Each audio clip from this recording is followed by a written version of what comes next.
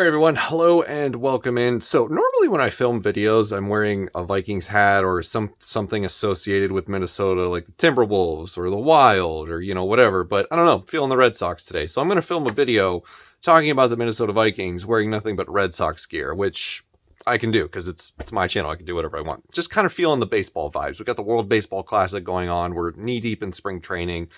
It's an exciting time of year, although it's snowing in the middle of March, which, come on, like, let's get with the program here. Let's get spring rolling. Let's go. All right, so today is the very first day of free agency or legal tampering. I mean, we don't need to call it that. It's free agency. Let's stop trying to insult each other's intelligence with this legal tampering nonsense.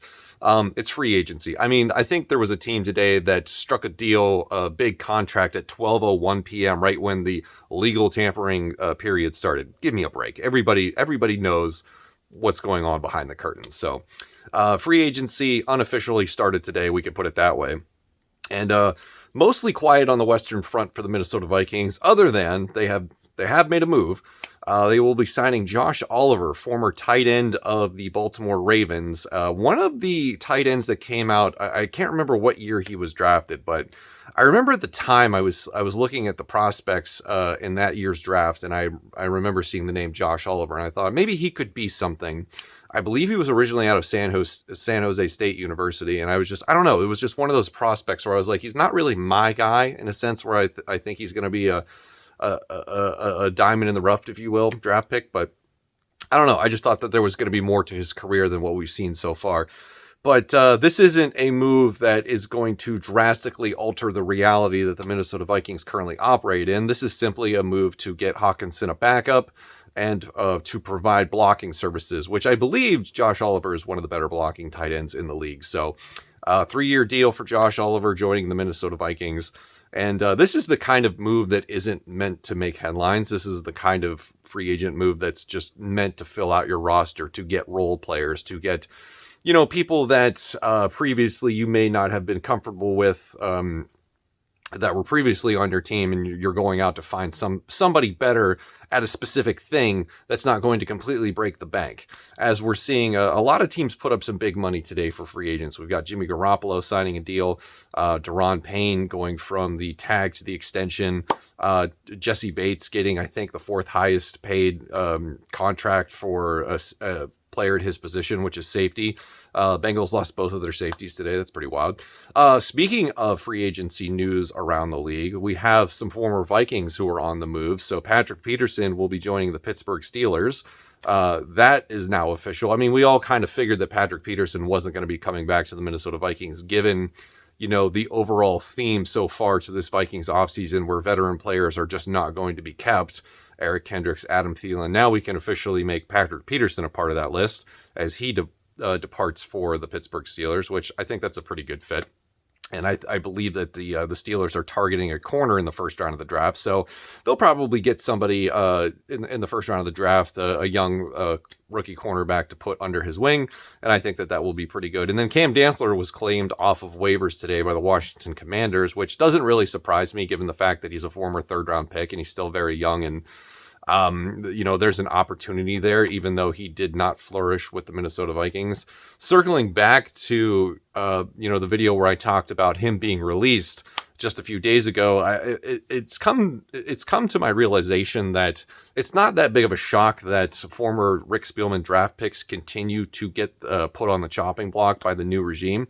And Cam Dantzler specifically, because, he could have just been easily cut during the first offseason with Kwesi Adofo-Mensah, but I think that they gave him a chance to stick around and see what he was made of, and ultimately they didn't like what they saw, so they decided to move on.